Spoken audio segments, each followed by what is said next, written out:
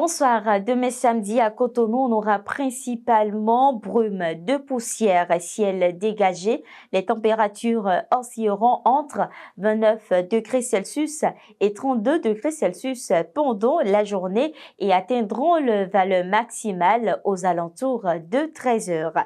Un vent modéré de sud-ouest dominera tout au long de la journée avec des rafales pouvant atteindre les 31 km par heure. Le dimanche, le ciel deviendra très nuageux et les risques de pluie sont de 30%. C'était la météo. Tout de suite, les grandes lignes de cette édition. La société Promo Fruits Benessar l'a lancé officiellement hier jeudi 18 avril 2024 les activités d'extension de son unité industrielle visant à garantir un accès permanent des producteurs de fruits du Bénin au marché sous-régional et international. Dans la même journée de ce jeudi, le Centre international pour le développement des engrais IFTC a célébré ses noces d'or. C'était à la faveur d'une journée porte ouverte tenue à Cotonou au siège du dit centre. Enfin, dans le dossier de ce vendredi, nous parlons de la thérapie alternative qui fait parfois appel à l'utilisation des huiles essentielles pour soigner certaines pathologies chez les humains.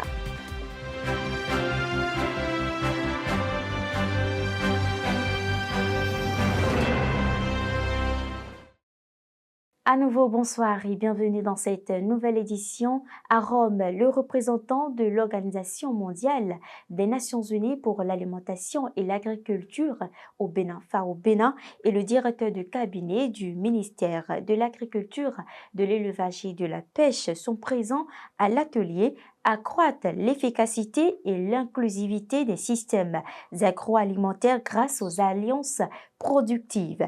La participation des deux autorités à cet atelier démontre l'engagement du Bénin à renforcer ses capacités dans le secteur agroalimentaire et à promouvoir des initiatives novatrices pour stimuler le développement rural et assurer la sécurité alimentaire de la population. Cette collaboration internationale illustre également l'importance de la coopération entre les pays pour relever les défis communs liés à l'agriculture et à l'alimentation. Je l'annonçais il y a un moment, hier jeudi 18 avril 2024, la cérémonie solennelle de lancement des activités d'extension de l'unité industrielle de transformation des jus de fruits de la société Promo Fruits Benessar s'est tenue à Alada. Retour sur les temps forts de cette cérémonie avec Rebecca Kanfoui-Kansou, Martial Aransou et Maurice Landé. Ce jeudi 18 avril 2024 sera une date à retenir alors que la société Promo Fruits Benessar lance officiellement son extension industrielle dédiée à la transformation des fruits. Cet événement qui nous réunit ce jour est l'aboutissement d'un travail collectif considérable entrepris dès la fin de l'année 2021.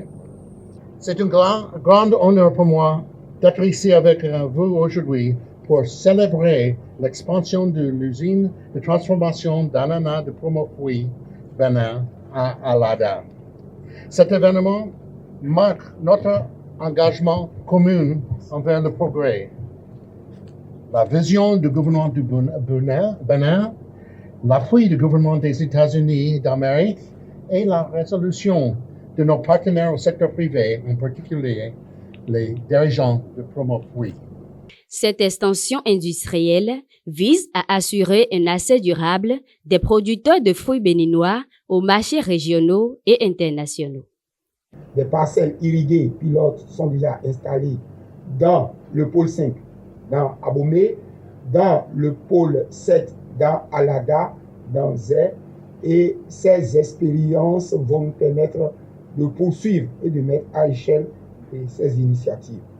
On peut se dire communément que Promo Bénin est un exemple de ce qu'appelle la stratégie du Bénin, qui est de savoir avoir des promoteurs qui prennent le risque et qui vont sur le chemin de la transformation de nos produits locaux. Cette cérémonie a été marquée par la distinction des meilleurs producteurs de l'année 2023.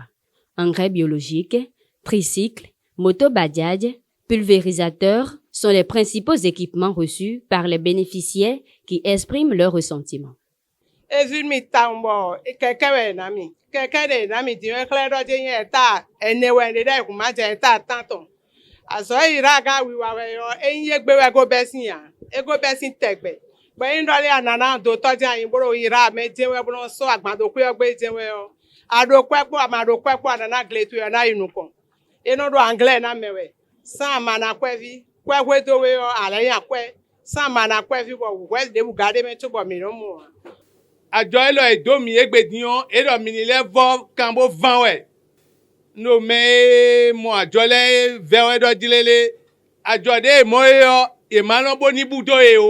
La collaboration entre Promofruits Bénessal et ses partenaires nationaux qu'internationaux promet d'être fructueuse pour l'avenir de l'industrie des fruits au Bénin. Cette année 2024 marque le 50e anniversaire de création du Centre international pour le développement des engrais IFDC. La représentation nationale de l'institution au Bénin a bien voulu célébrer cet anniversaire à travers des journées portes ouvertes qu'elle organise. Suivez les temps forts de l'étape de Cotonou avec Cédric Bakpé, Béranger, Robonuto et Brunel Couponou. L'année 2024 marque le 50e anniversaire d'existence du Centre international pour le développement des engrais International Fertilizer Development Center, IFDC. À cette occasion, des journées portes ouvertes sont organisées à Cotonou par l'équipe pays de l'IFDC au Bénin, auxquelles ont pris part des acteurs du secteur agricole, des autorités administratives et des partenaires au développement. En ce moment où nous marquons une pause pour explorer une étape supplémentaire dans notre voyage commun vers une agriculture durable et résiliente au Bénin, je voudrais vous inviter à continuer à croire davantage à l'IFDC. Notre détermination et notre engagement, nos efforts dans l'accomplissement de notre mission, notre passion soutenue pour le développement durable, vous pouvez me croire, iront grandissant.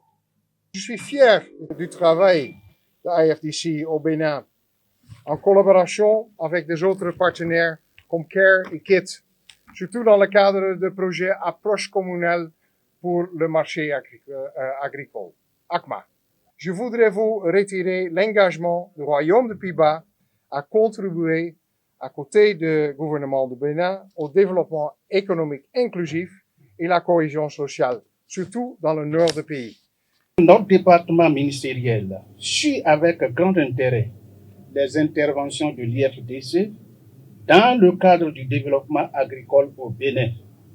Je peux citer, entre autres, l'appui au secteur des engrais depuis des années, la gestion de la fertilité des sols, l'utilisation des phosphates naturels, le développement intégré du secteur semencier, le développement de l'entrepreneuriat agricole, la recherche et la promotion d'innovations pour dynamiser et moderniser l'agriculture et la promotion des technologies numériques et la mise en place de plateformes TIC et j'en passe. Au-delà des présentations, des panels de discussion visant à présenter le chemin parcouru depuis un demi-siècle et les enjeux futurs, une foire itinérante est organisée pour faire découvrir aux participants les réalisations du programme Approche communale pour les marchés agricoles, phase 3, l'une des interventions phares de l'IFDC au Bénin. Ça fait déjà plusieurs fois que nous travaillons avec ACMA.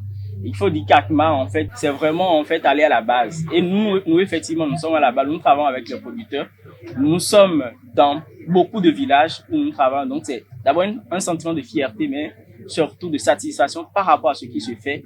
Et donc, de pouvoir, nous également, contribuer à ces différents projets d'ACMA ou même de l'IFDC, c'est une fierté pour nous. Ces activités notamment la foire itinérante, se poursuivront dans d'autres villes du Bénin pour révéler aux populations l'engagement de l'IFDC à contribuer au développement du secteur agricole dans tous ses aspects. Retour sur la 14e session ordinaire de l'Assemblée générale du CORAF qui s'est achevée le mercredi 17 avril 2024 avec d'importantes conclusions et recommandations ainsi que la désignation de nouveaux membres aussi des instances dirigeantes au sein de l'institution. On fait le point avec Cédric Bakpé, Martial Aronsou et Newell Soglo. Cette 14e session ordinaire de l'Assemblée générale du CORAF s'achève sur de belles notes. 3 grandes figures du CORAF ont été distinguées pour leur contribution à la recherche agricole. Ces 3 jours de travaux ont abouti à des conclusions concordantes ainsi qu'à des recommandations. L'implication du secteur privé dans les processus de la recherche agricole dans l'espace CORAF reste à améliorer. L'effort de financement de la recherche par les pays de l'espace CORAF n'englobe pas la génération des technologies et innovations et se limite quasi exclusivement au fonctionnement des institutions de recherche. L'espace CORAF est de plus en plus en proie à des crises multiples, sanitaires, sécuritaires, climatiques, ayant des implications sur la sécurité alimentaire et la conservation des ressources génétiques. L'Assemblée générale a formulé les recommandations ci-après.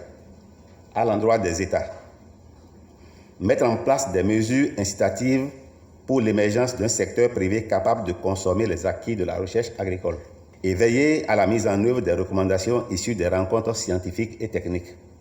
À l'endroit des communautés économiques régionales, créer une synergie entre les actions à mener par les différents partenaires et institutions de recherche de l'Afrique de l'Ouest et du Centre. Mutualiser les efforts et mettre en synergie le financement dans le développement des technologies agricoles.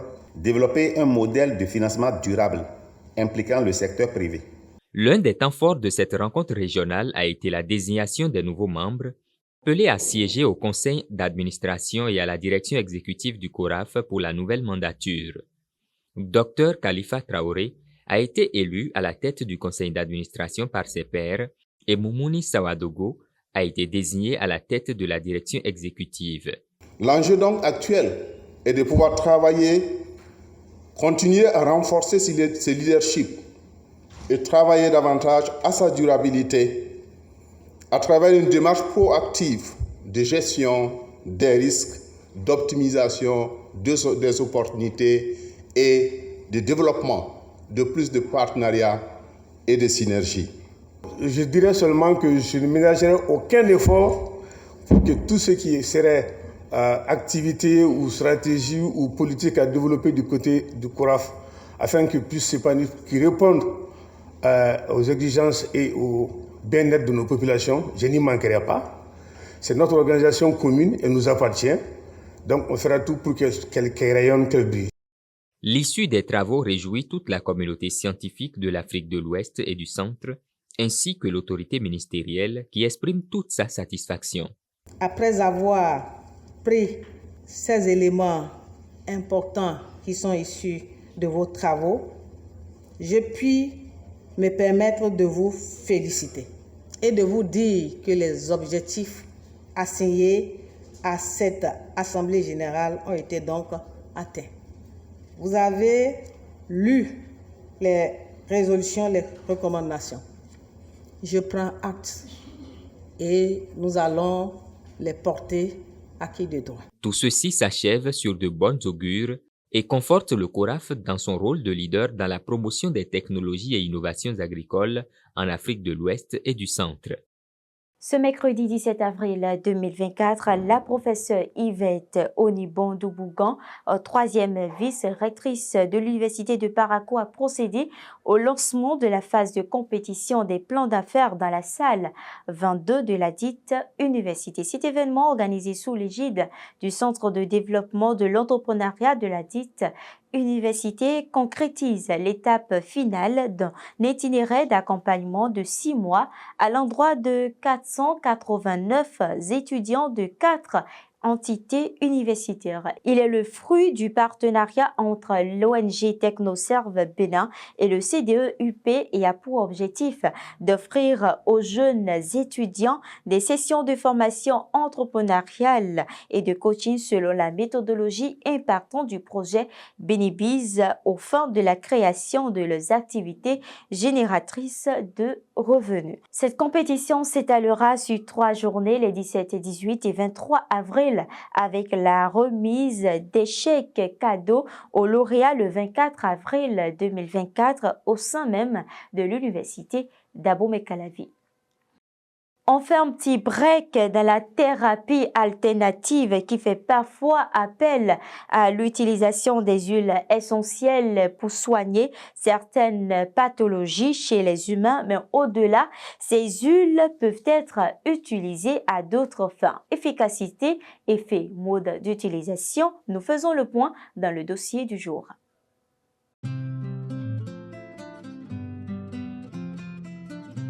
Disponibles en grande surface ou encore en magasin bio, les huiles essentielles sont utilisées aujourd'hui dans les thérapies alternatives. Elles sont issues des plantes naturelles par des protocoles bien précis. Chaque huile a sa propriété. Et pendant mes accompagnements, par rapport à la pathologie que présente l'intéressé, le ou la cliente, il est recommandé que il ou elle doit avoir telle ou telle huile qu'il garde sur lui pour ses séances. Son usage soulage plusieurs pathologies internes et externes. On va utiliser de l'huile essentielle de chayo pour soigner par exemple les maux de ventre, la diarrhée, la prostate. On peut l'utiliser également comme antibiotique. Dans notre alimentation, on utilise les huiles essentielles dans les sauces parce qu'elles ont justement ces propriétés qui ont été avérées. Quand ça rentre dans les thérapies ou il faut utiliser dans les massages ou dans les rééducations, etc., oui, c'est par goutte, il faut utiliser naturellement. Et sur la zone à traiter, on est beaucoup plus précis avec les techniques appropriées. Et souvent, comme je l'ai dit, le résultat est souvent là. En effet, le mode d'utilisation de ces huiles essentielles est particulier. Elles sont utilisées de 3 différentes manières. En usage interne. Et pour l'utiliser en usage interne, ça veut dire qu'on le consomme. Et pour le consommer, on met les huiles essentielles sur un morceau de sucre ou une cuillerée de miel ou dans de l'eau tiède. Parce que les huiles essentielles sont très concentrées et il est déconseillé de les utiliser pures directement. Le deuxième mode d'utilisation des huiles essentielles, c'est sur le corps. Donc, à portée cosmétique. Donc, on peut mettre les huiles essentielles dans des savons. On peut les mettre dans des huiles de massage, dans des laits de corps pour booster l'efficacité de ces produits. Et le dernier mode d'utilisation des huiles essentielles, c'est la diffusion. Et en diffusion, on utilise les huiles essentielles, on les met dans des diffuseurs pour que l'odeur et les propriétés contenues dans les huiles essentielles se répandent dans vos intérieurs. L'utilisation des huiles essentielles ne sont pas indiquées à tout le monde. Il est toujours important de faire recours à un spécialiste avant une quelconque usage. Merci à Oyeyemi Agani pour ce reportage. Finissons ce journal par l'actualité internationale. En effet, dans le but de renforcer l'approvisionnement en eau potable à Montboué, ville située dans la province de Cabo Delgado au Mozambique, le gouvernement a initié le projet de réhabilitation et d'extension de son système d'eau potable dont la seconde phase sera lancée prochainement. L'initiative vient de bénéficier d'un financement de 10 millions d'euros de l'Agence française de développement AFD, après une première phase des travaux qui a notamment permis d'étendre le réseau d'eau potable de Montboué à 25 000 personnes supplémentaires entre 2021 et 2023, notamment à travers la construction d'infrastructures pour la production le transport, le stockage et la distribution de l'eau potable. Cette seconde phase des travaux permettra d'améliorer l'accès à l'eau potable pour 120 000 habitants de Montboué d'ici 2026, indique l'AFT. Par ailleurs, les scientifiques du réseau World Water Attribution ont affirmé dans une étude publiée ce jeudi 18 avril 2024 que la vague de chaleur meurtrière qui a frappé le Sahel, notamment le Mali et le Burkina Faso du 1er au 5 avril 2024 est liée au changement climatique d'origine humaine. Ces deux pays ont connu une vague de chaleur exceptionnelle, autant par sa durée que par son intensité, avec des températures supérieures à 45 degrés Celsius à l'origine de nombreux décès dans ces patries. Les observations des scientifiques et les comparaisons des modèles de température montrent que les vagues de chaleur de la magnitude observées en mars et avril 2024 dans la région auraient été impossibles sans un réchauffement global de 1,2 degrés Celsius d'origine humaine, estiment les scientifiques du réseau World Water Attribution. Le rapport publié ce jeudi 18 avril 2024 précise qu'un épisode comme celui qui a touché le Sahel pendant 5 jours en avril ne survient en principe qu'une fois tous les 200 ans. Merci de nous avoir suivis, c'est la fin de ce journal. On se retrouve semaine prochaine. Plaise au ciel, prenez soin de vous et bon week-end.